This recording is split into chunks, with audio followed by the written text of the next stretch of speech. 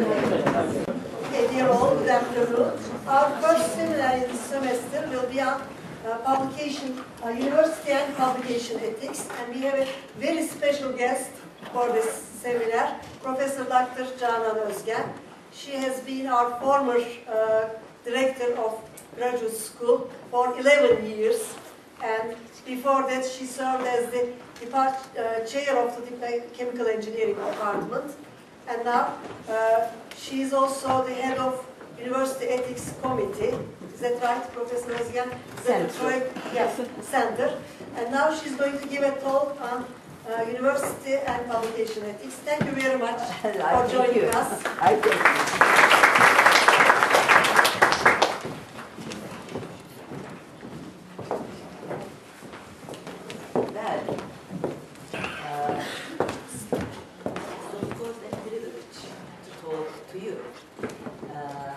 Since 2002, we have given too much effort and time for this radio program, technicality Turkish radio program. As Metro, this is a social responsibility of our university to raise faculty members for other universities. And therefore we have taken many steps in order to educate the students in different aspects. Maybe we had some also faults during these previous, because about 14 years, but each year we had forced all our facilities, all our reserves for you. And these orientation seminars have been actually constructed, let me tell it, planned, especially for our graduate students at the OEP program.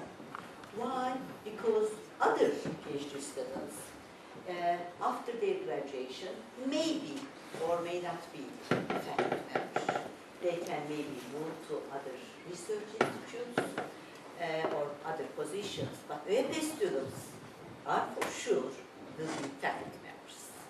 So we thought that with these seminars, of course you will have different seminars in different areas throughout the semester. We thought that it will be beneficial for our students. Now, of course, the first seminar, as Professor Schwal said, is relating to the university ethics and publication ethics. Because I was formerly the director of Ethics Center, and we thought that is a very important topic for our students. And then the question is, how important are ethics in today's society? Then we were in the process of founding an ethics center. It is actually a center of research for applied ethics in 2000. We had to give a seminar or talk to our Senate members. And we have to convince them for this center actually. And one of the Senate members asked me the question, that is it necessary to have an ethics center? So I am trying to give this answer also to you, okay? Is ethics center, or to talk about ethics, is it necessary? Let us see whether we have, it is necessary or not. Now I have taken this speech, as a part of the speech of course, of a president, director of a university, Texas A&M University's 22nd president, and this has been actually done as an opening speech, opening for the university, October 3rd, and it was 14 years ago. Well, let us read it together. That surveys suggest that nationwide, 70% or more of high school and college students cheat. And when we see scholars plagiarize and lie about their backgrounds, I believe we as a people have a problem. Then we see political leaders lying under oath and going to jail for corruption. When we see the resulting cynicism of many Americans, about the character of their elected officials. I believe we as a people have a problem. When great companies are destroyed by the mendacy and greed of their leaders, first, when there are so many corporate scandals that a lack of confidence in the integrity of business leadership actually affects the performance of the national economy. I believe we as a people have a problem. All of these lawyers, chiefs and thieves are graduates of our universities. Yes, unfortunately. The university community cannot avert its eyes and proclaim that this is not our problem, that there is nothing we can do, or that these behaviors are an aberration from the norm. When can we say that? Now, in the United States, this I have taken from an article, all these Marcus Cuban and many CEOs, Adelphi Communication, Enron, and it is the health of former CEO, Credit Suisse, First Boston, Frankfurt, and all these are actually have some scandals, and they went to prison. One of them, I think I have enlarged, this one, Bernard Abers, entrepreneur, who built WorldCom Incorporation in the telecommunication giant, was sentenced for 25 years in prison for his role in the business code that led to the largest U.S. corporate bankruptcy. Okay? And he's 63 years and spent the rest of his life in prison. These are from the business ethics, okay? And these are, of course, graduates of many universities. Now, this is something that I have taken also. This is relating to university or even to high school. That is in Turkish, but we all know Turkish, so I don't have to translate it again.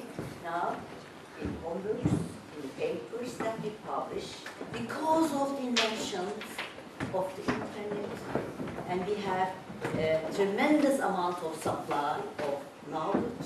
However, we can very easily copy and paste them. This is a problem. Okay?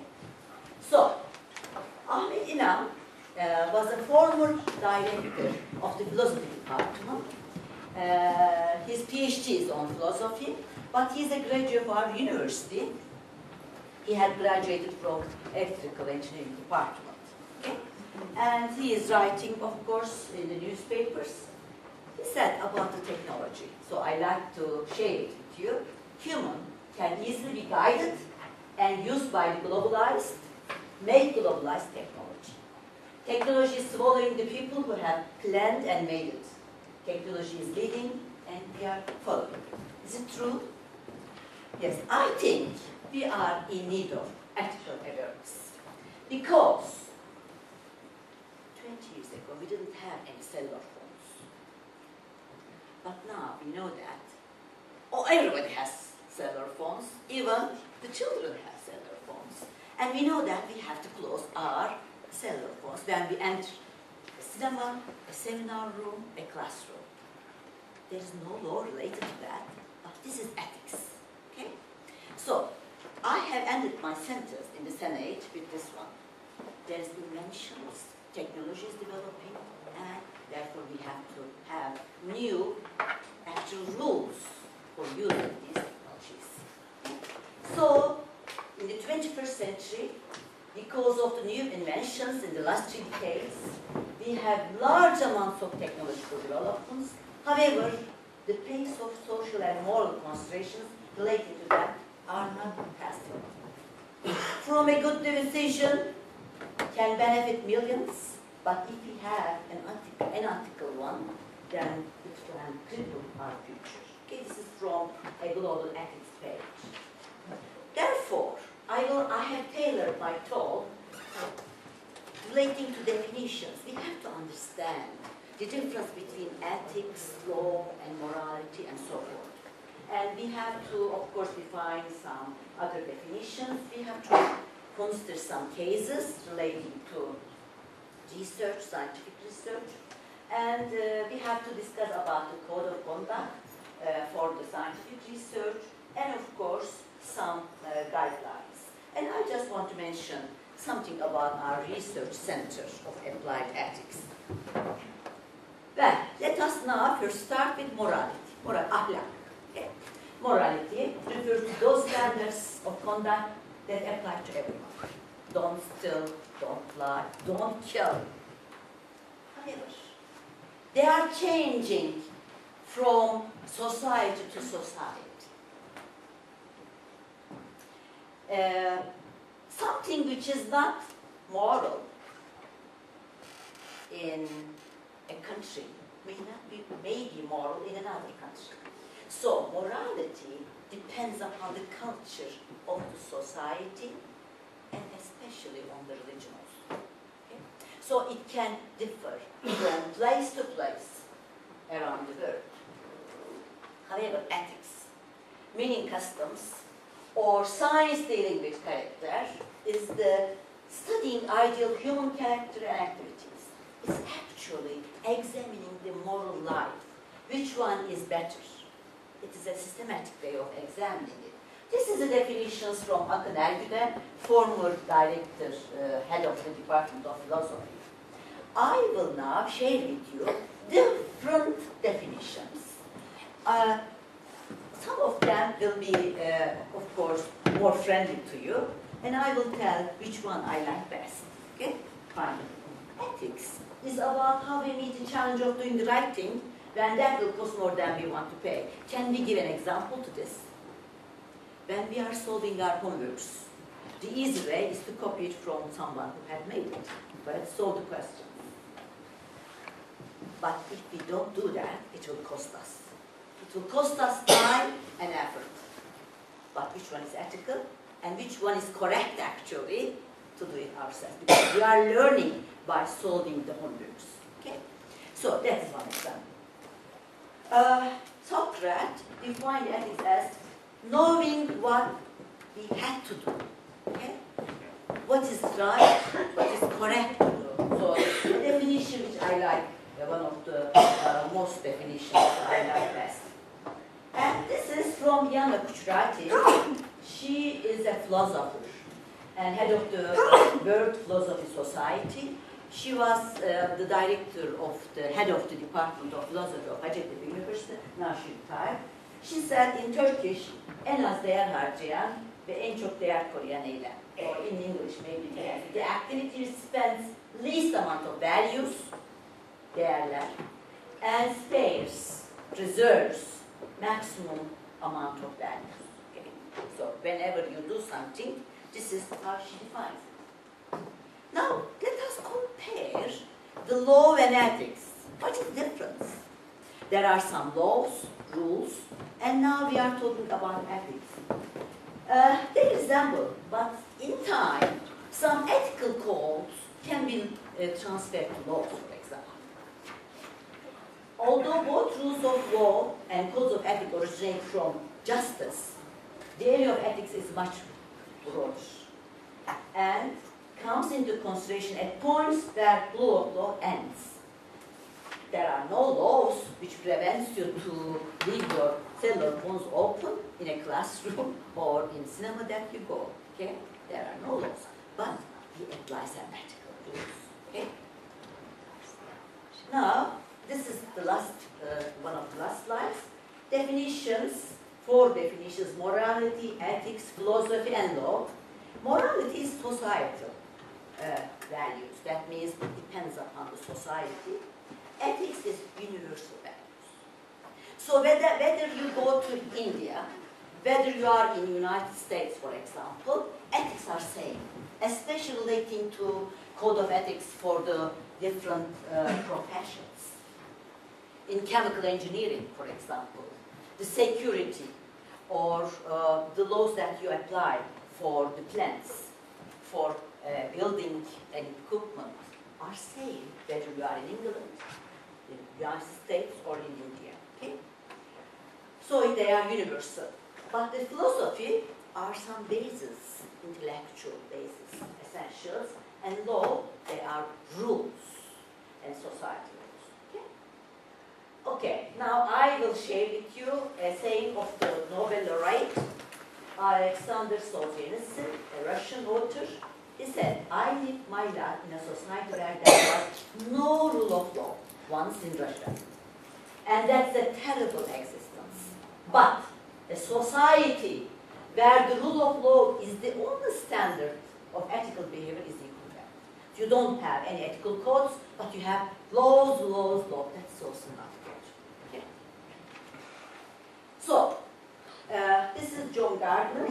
He's an engineer actually, and he said that in those societies in which a consensus cannot be reached with respect to some social moral responsibilities, no law can prevent the laws. So we can have, of course, laws, but always we have to have some consensus throughout the society between the members of the society. Okay, and I think this one is the last one.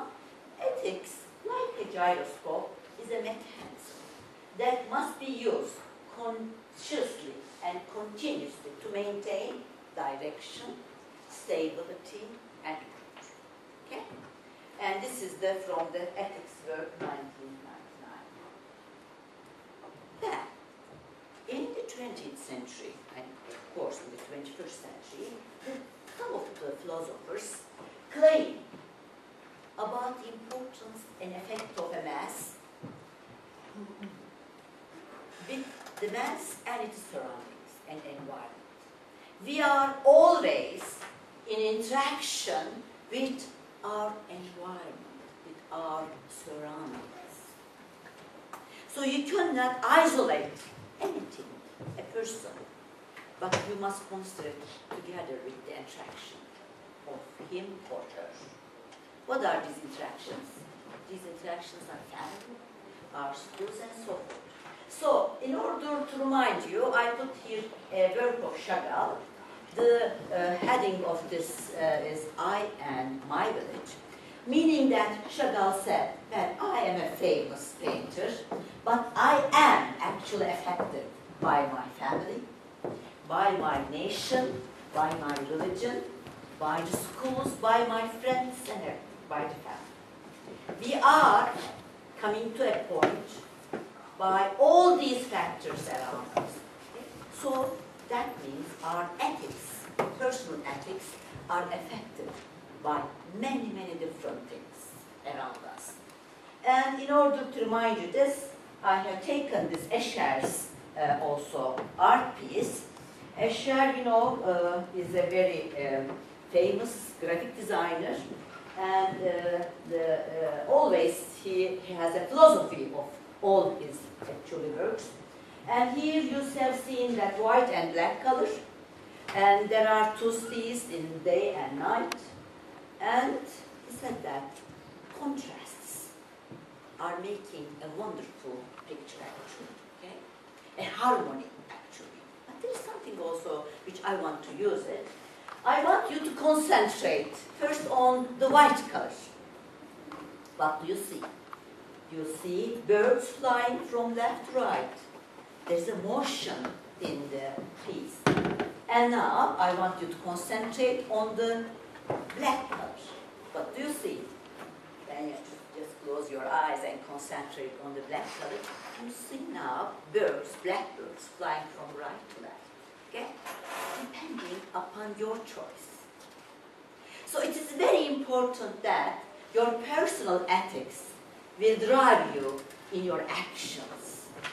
Although there are rules, there are many things, codes, you are the person who will be deciding upon your actions. So Hacı Bektaş will said, whatever you search for, you can find it in yourself.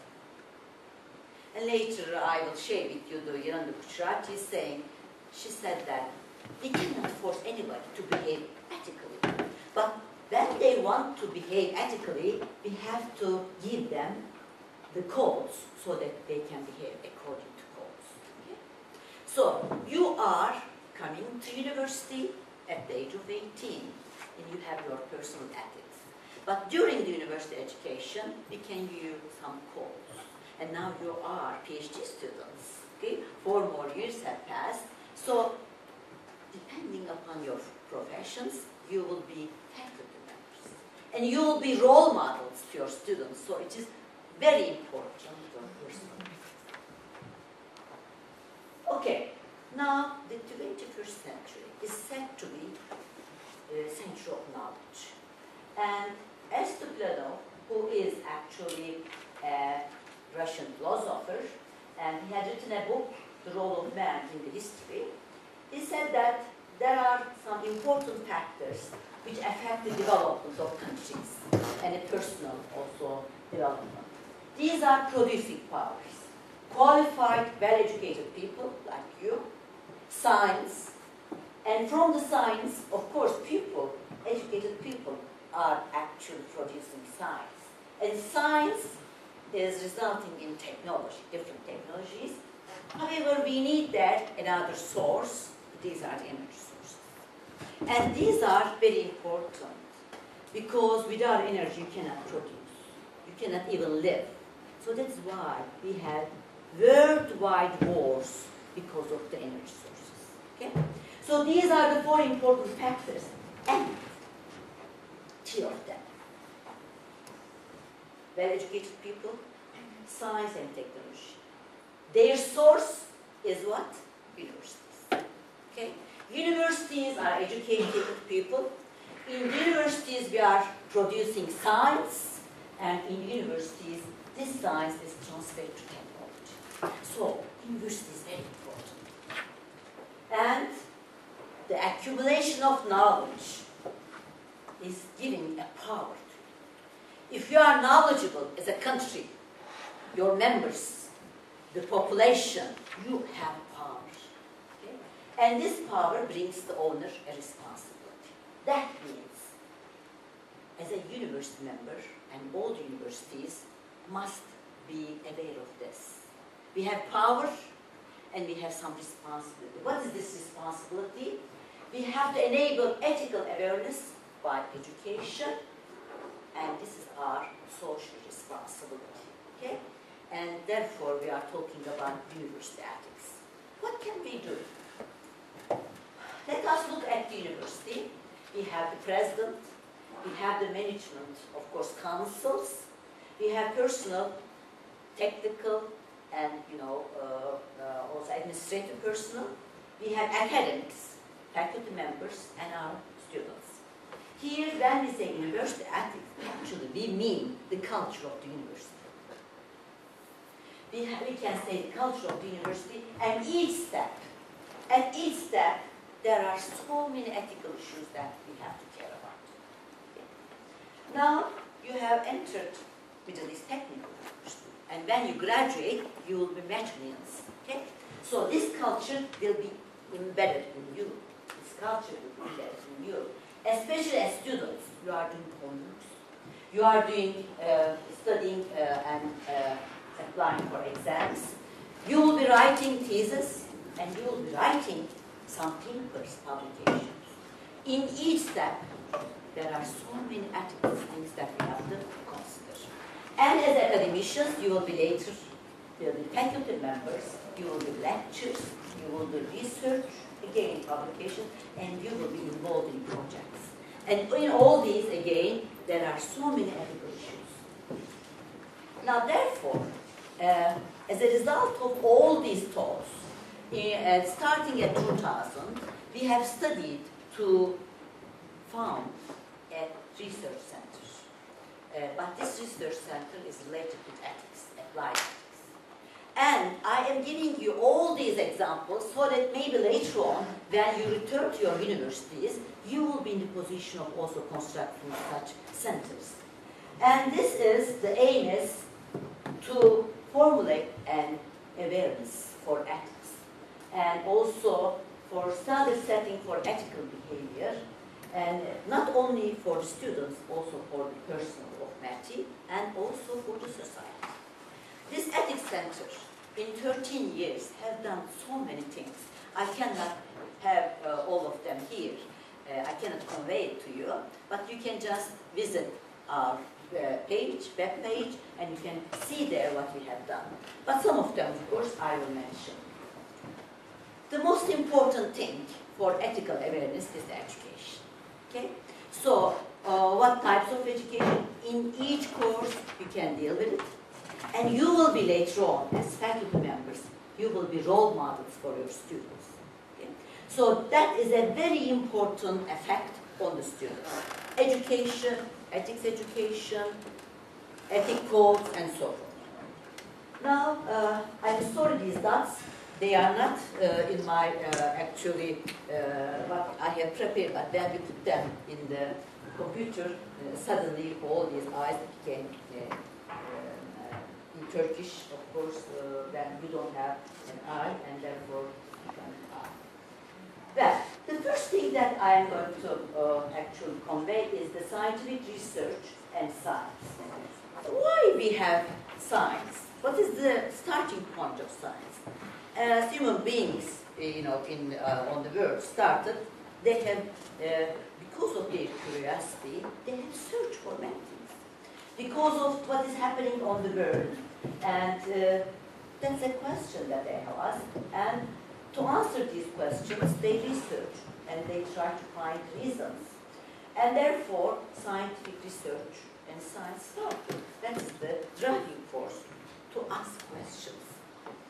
And therefore, science is actually, as quotation, is a search for truth. Why? How something is happening. So we want to find a reason for it. And therefore, we are trying to find the truth in it. Okay? We don't want any fake answers to that. That is the truth that we are searching for. So therefore, scientific knowledge is found by collecting, organizing, and interpreting the truth. And therefore, scientific integrity requires to be moral, to be honest, to show respect to reality and the people who work for it, and to be truthful in the action of searching for truth. So any scientific research must be complete. It cannot be just incomplete, without any defect in it, no fake points, and there must be integrity. So, since many centuries, there have been a self-control structure in the scientific research. Till when? Till the last 2 decades, let us say. However, something is happening in the scientific world also. Let me just share with you some journal articles. There are actually some topics that you can find them in the newspapers. One of them is 1995, last 2 decades, I said. In one of the departments of social science, Institute of University in Turkey, I am not giving the university, lawsuit has been started for a student who had submitted a thesis by only altering the name of the thesis previously submitted to in the United Kingdom. Of course, this has been found, and this is an ethical issue. But Harvard University, a very famous university in the United States, a young public sociologist, supported financially by the university. She had about 5 projects and gender discrimination of women in the society, and she had published 4 papers. However, later on, they found that although she said, I have made questionnaires, interviews with 600 people, it was not like that. So, of course, she resigned from the university. Another one, Nobel Prize winner. Even a Nobel Prize winner, Nobel laureate, okay? Millikan case. He won the Nobel Prize in 1923. And, however, later on, it's found that the data, some of the data were not published. And among 140 experiments, Millikan had not included 49 of them in the paper. However, he had written in the paper that he had included all the data. And somebody later on, investigating on his findings, found this. Okay. So what has done, of course, this is very important because he was a Nobel laureate. Another one, now from Turkey. A neurosurgeon in 1999 published a paper.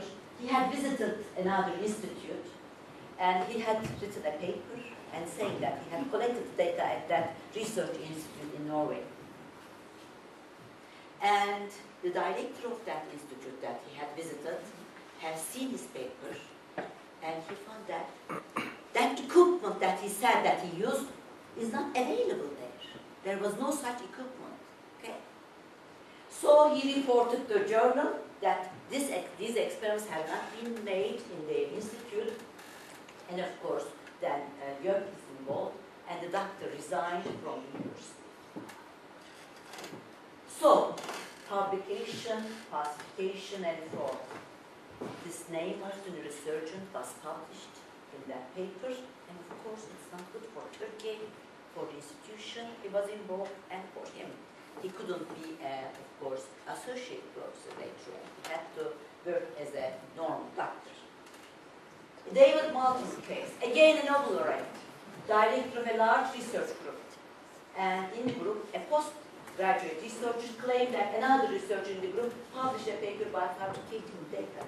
In 1996, $10 billion per year was actually denoted to research.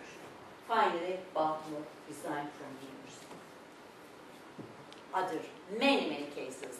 I'm not going to give them all, but we see that in Germany, for example, that made experiments on prisons. In the United States, they made research on the effect of radiation in pregnant women, cancer patients, military personnel, without informing them. 1974, Summerlin made experiments on white mice, and later confessed that he had made the black spots and fabricated data. 1986, a disaster, Challenger was a shuttle, of course, space shuttle, and there have been 12 people died, and it was because of the NASA. And Roger Boyce, he was an engineer, reported that, O-rings were wrongly designed. And 1987, 24 papers published by fabrication and classification. And this is, for example, in the room temperature, they declared that they had done nuclear fission. Actually, it was not a fraud. They didn't actually lie, but they haven't done enough experiments. Okay? So that's also not good. And then later on, it's understood. Everybody was so excited. I remember even in Hacettepe University, some groups have, used their methods to and have money from the TÜBİTAK, large amounts of money for the project. And of course, nobody succeeded in the cold fusion. And in Bell Laboratories also, Schoen has done on 2000 Vermont Universities also 17 publications. And 2001 from Korea. And about stem cells. Wosu has been sent to jail for 13 years. He had large amounts of money from the government.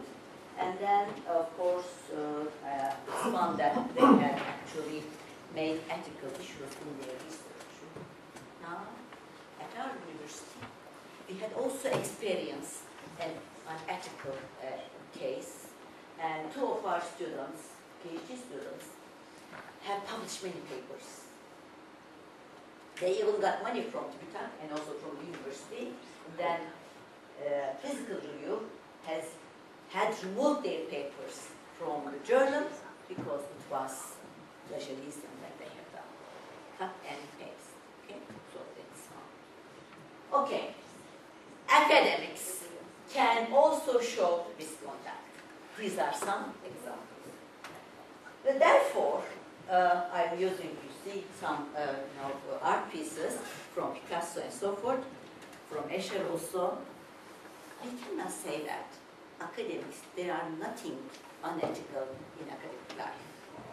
We have to look to the mirror. This is from Picasso. He is meaning that when woman looks at the mirror, they can only see that their faces are beautiful, for example, not see any fault in it. But we have to look to our universities, to our publications, and try to eliminate unethical cases, actually. We have to work on this. We cannot close our eyes and say, well, there is nothing. There are some important cases. And, for example, in the United States, in 2005, they have actually have interviews with about 3,000 people and have found many different unethical cases. But the largest ones are here as a percentage. Concentrations of others data which is wrong or suspicious. 12.5%. To use the same result and data in more than one publication, 4.7%. To give ghost authorship to ones who have no contribution to any part of the study, 10%, for example. Use wrong or not appropriate research designs, 13.5%. Not deconstruct of data in the evaluations, thinking that they are wrong, 15%.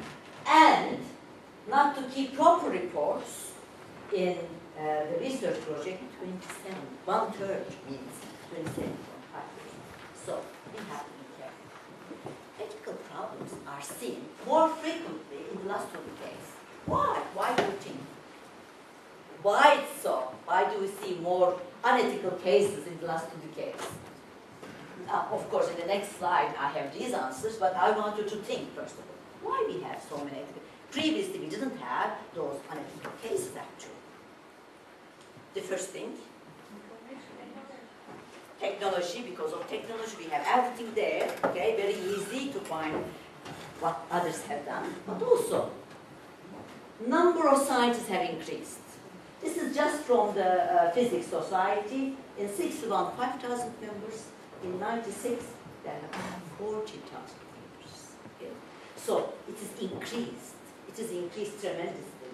And therefore, this large population in the scientific, you have to have education about the ethics and you have to have the discipline.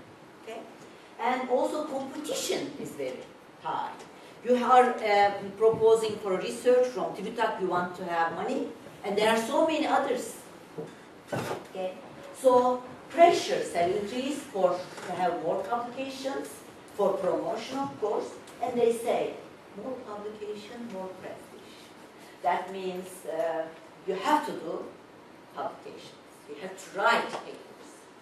And of course, desire for high rate of promotion is something, but also to be well known among scientific work is so important. Another thing, financial gains. For each paper you can get some money, but also, I think, one of the most important points is the psychological defense. However, let us not forget that you can in a high rate, you can have promotions, but if it is found, then the drop is also as fast as your rise. You have to be very careful. At the end, somebody is finding, even a Nobel laureate. How many Nobel laureates were there? I think 3. Even after so many years, it was 1923 and 1996. How many years have passed? 70 years they found. Okay? So rise and descent can be as fast, equally fast. In the faculty members in the university, we have 3 jobs. One of them is education. We are giving lectures. The second one is scientific research. Okay? And as a result of this scientific research, we are writing papers. And the third one is our social responsibility for the society, and we are doing some projects, consultancies for the society actually. Okay? And in all these, there are many ethical issues that we have to face. And it's very important that our responsibility is the scientific integrity, trust. Integrity and trust, these are 2 important words that I can say. Actual research is a passion. And with the help of your creative skills, and you are sacrificing from your lives, you are studying and studying without, of course, any sleep to find an answer to a question. So it's an excited, tiresome, and devoted lifestyle. To be an academician is a lifestyle. If you want to be a faculty member, an academician, you have chosen your lifestyles. So you have to obey the rules of this lifestyle. And as I said, integrity and trust is very, very important in this lifestyle. I will just skip this slide, but I will say, in the research, the ways to do research is important, but what we research is also important. And how we use the results of our research is another issue. What I am saying this because if we cannot make the value judgments, if we cannot see the results of our investigations, we cannot be any good to the society. We can search for everything, but about the findings, we have to be careful in implementing them. This question have been asked to me in a conference, conference that I have given, actually seminar about the engineering ethics. Because now there are research going on nanomedicine, nanotechnology, and they are inventing robots, and they are inventing chips, which may be later on, not now, but will be in maybe a few years, which can be used in the brain, in our bodies. If we can have a chip on our brain and we can remember everything, is this ethical? Should it be used? So we have to ask these questions to us. We don't know what will be the new inventions in the very near future. So as scientists, you have to always care about how you do the research, what are the methods, ethical methods that you use, how you publish, but also the ends and the consequences of our advances. This is also very important. Now, when it comes to ethics, there are two important points. One of them is a code, a standard to follow. We have to know them. But the second is the will to follow it. Okay? And the first is easy. Today, some rules relating to Graduate School of Natural and Applied Sciences will be distributed to you, which has been prepared previously. But the second, the will to follow it, is something which is very important, and you are going to decide upon it. Okay? And the code of ethics, then you write the code, the aim is, of course, to have a guide for us to serve humanity in a better way. That's our guide. And in research ethics, the codes for a research is very similar to where we have in a profession. And usually, ethical theories also help us in preparing and applying this. Now, let me just give you these three very important research ethics codes. The first one, to do a research, you must have highest professional standards. After you graduate, you have your PhDs, you must do your research in a topic where you know, okay? And to protect the self-criticism, honesty and transparency during the process of research, analysis of the findings, and the third one is also very important, to be respectful to the work of others who has done or doing similar research. That is where, in your publications, you will mention about other research, and you have to cite them. This is show respect to others' works. Okay? So the theories, I am not going to mention them, but these theories, ethical theories, are in the areas of philosophy, are also very important. There are, for example, this one, the first one from Stuart Mill, is the basic concept of most good for the most people. In the second one, duty ethics, there are some activities that are our duties, okay? And duties to respect, for example, person. Or right ethics, human rights, liberty rights, welfare rights, we have to consider them. And the last one is the virtue ethics. If any action is not against a virtue, a value, that means that it's ethical. Okay? So virtue ethics is responsibility, honesty, competence, and loyalty, and they are closely related to the personal character. There are some important issues in a research, scientific research. Supervisors are important, data and data analysis is important, use of human and animals is important, conflict of interest, patient rights, and so on. Now, I don't have too much time, therefore, my talk will be given on the web, and you can just go over them one by one, and I am just skipping them. But the most important point for data, you have to keep data, your data, research data, 5 years, for if you have published a paper, and if you have obtained a patent, you have to keep them for 20 years, for example. And then data analysis is important, and conflict of interest. If there are some gains, you have to be careful about those gains in different parties, especially if there's a trade relationship, for example, or two groups working in the same field. Use of animals and human. In the center, ethics center, there are two committees. One of them is the Hayvan Deneyleri Yerel Etik Kurulu, and the other one is İnsan Araştırma Etik Kurulu. If you are going to use animals, you have to apply for from confirmation from this committee. And if you are doing some interviews, for example, in the Faculty of Education with children, and in others, in biology department, or in engineering, or in the architecture, Faculty of Architecture, you are also doing some interviews.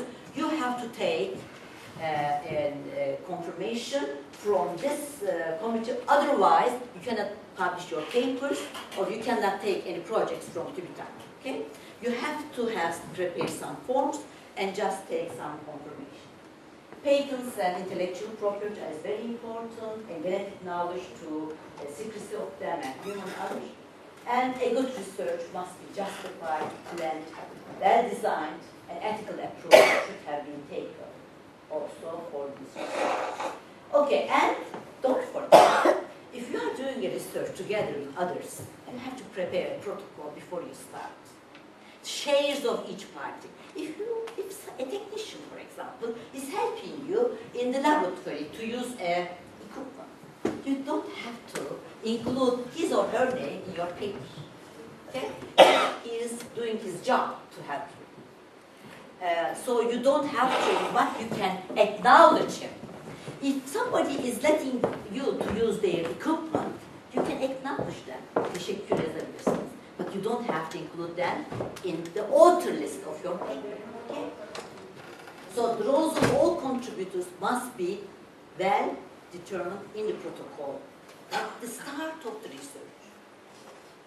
Then, what about the publication? Publication, of course, is purpose to transfer and communication of the result, knowledge, discussion of the findings, to show the truth in the result, to have citations, and if you don't publish the research, then you will perish. Do you know this sentence? Okay. So, I am going to advise you to go and study COP from the internet. COP gives you some ideas about a good publication. What is a good publication? What you have to use for authorship and so forth. And the rules and many things. The codes can be considered as advisory and must not be considered as rules, because everything is. Of course, you have to give all sources and methods of analysis, experimental procedure in your and authorship. Only and only those who have contributed to the research and in the written manuscript can be included as authorship. The first name should be the one who had done experiments, and the last one can be your supervisor. Okay? So, but there is no rule in the number of authors. I mean, there can be many if there are so many people who work with you. I am not going to research methods on procedures, referencing citations. This is one of the last issues that I want to mention, because if somebody has done a work and you are using their findings, you have to cite them. You have to give who has done that work. Otherwise, it is stealing. Okay? When we say plagiarism or intihal in Turkish, it is actually stealing another one's work or ideas. Okay? So this must be given respect to others. And otherwise, you can acknowledge them, of course, if, as I said, if some organization have given you money, or a person who had given you some advices, you can acknowledge them. You don't have to give them in your authorship or in the references, but you can acknowledge them. But every attempt which reduces the value and integrity of research or publication, we call it as misconduct. Okay? And some of them, sometimes it's carelessness. They are not, of course, misconduct, slow science and carelessness. We will now, on purpose. I have actually poster presentation, and you can take them it is on the desk. I will be very pleased if you can hang them on your room store. Okay? It is relating to scientific publication and what are called as misconduct, like fabrication, or fraud and falsification, strategy, duplication of your research. If you send your research results to 2 journals at the same time, this is not ethical. If you, after publication of your review, publish it again to another one, it is not ethical. Okay? However, if you have published your paper in Turkish, you can publish it in English, but you have to give citation, and you have to inform your editor about it, that this has been published in Turkish, because nobody knows. Many people know Turkish, but in the World Scientific Committee, they cannot follow the Turkish paper. So it is not unethical. However, you have to inform the editor about it. And if you have published your paper in a conference and only abstract has been published, you can also use that paper and publication of a summary of a study, but you have to inform the editor about this conference. Okay? Well, I have said conflict of interest, plagiarism.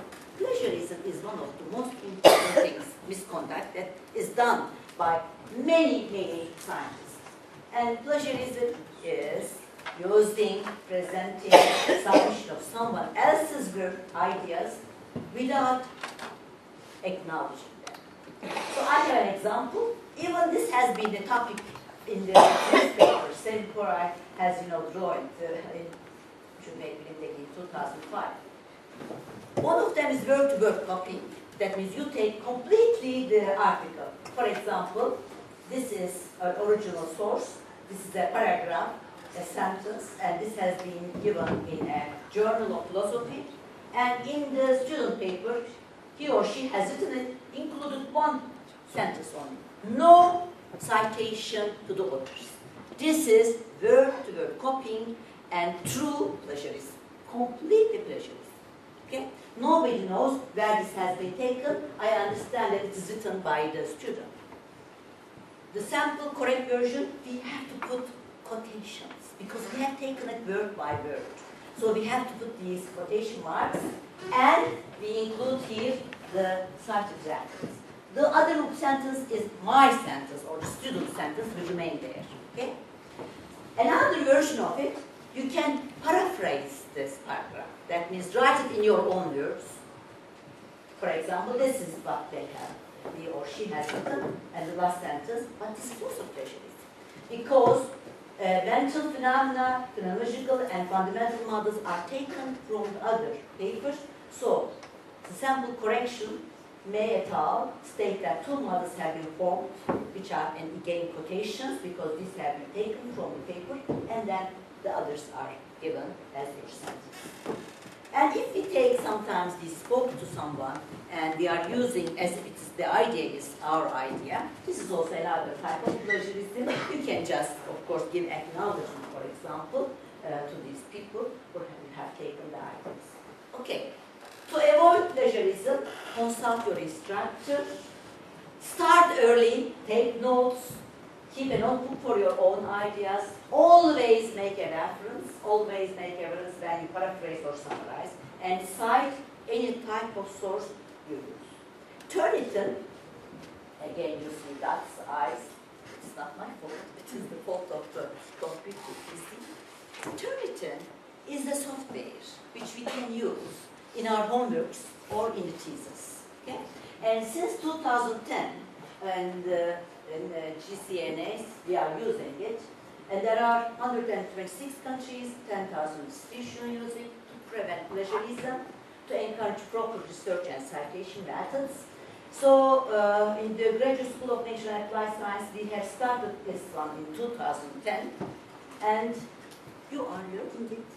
And you are using this software not to have any plagiarism in your thesis, so that everything is ready there when you want to write a paper.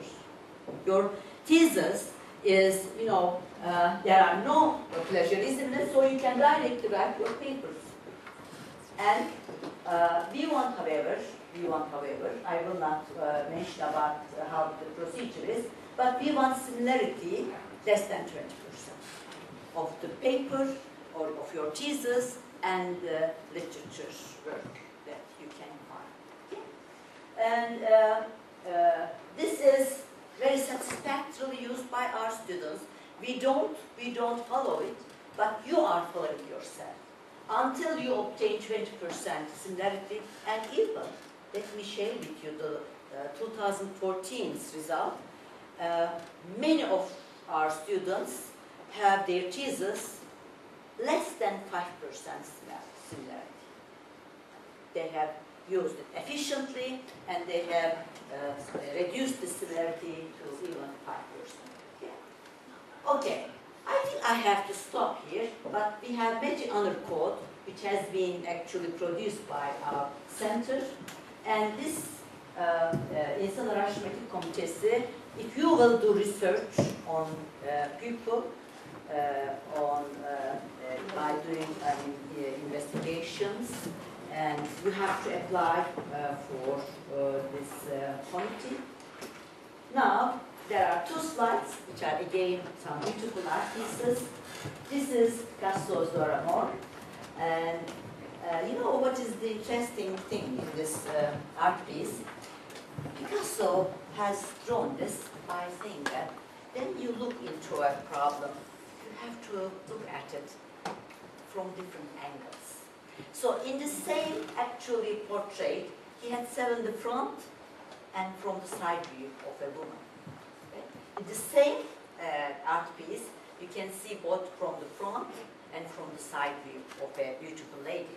Maybe the photograph is not that beautiful, but I mean, it's a beautiful lady. So that means when we decide upon an action, we have to think about it. Okay? Not to promote past, but we have to think what will be the result of it in our future lives. So we have to look in different angles. And I want you to be candidates for your universities and for your students later on for ethical behavior. And therefore I am using the saying of Confucius, instead of cursing without lighting a candle yourself. Then you have listened to me very carefully, without any you know, in your face cynicism. So I want to thank you all. Thank you very much. Wonderful. Do you have any questions? I know that you want to leave. And it is very long, I think, but thank you very much for giving me this opportunity to know them. I would have liked to, of course, know each of them one by one, but we don't have that time. Thank you very much for this wonderful talk. Thank you. Thank you, but there is no need. I am coming here with one thing. İsteyerek geldiğim için hiçbir şey gerek yok ama çok teşekkür ederim. Tabii ki bunu saklayacağım. Hepinize başarılar diliyorum. Çok güzel bir programdasınız. Çok güzel bir üniversitedesiniz.